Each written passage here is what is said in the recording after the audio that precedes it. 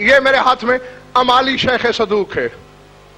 شیخ صدوق وہ عالم ہیں جو مقصرین پر بھی حجت ہیں. یعنی اگر شاہ جی مجتہد کو ہی دیکھنا ہے تو پھر وہ مجتہد دیکھو جو مجتہد گر ہے، جن کی کتابیں پڑھ کے لوگ مجتہد بنتے ہیں، جن کی کتابیں پڑھ کے ہم لوگ علامہ کہلاتے ہیں. یہ وہ شخص ہے تمہارے مذہب کا تیسرا ستون، جن پر چھت کھڑی ہے مذہب کی.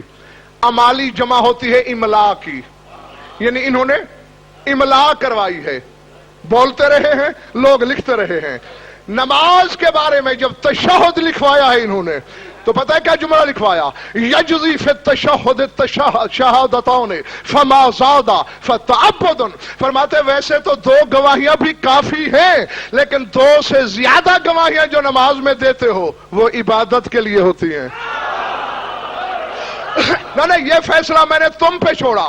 شیخ صدوق علی کی گواہی کو عبادت کہے اور آج کا ملا اسے باطل کہے، سچا کس کو مانوں؟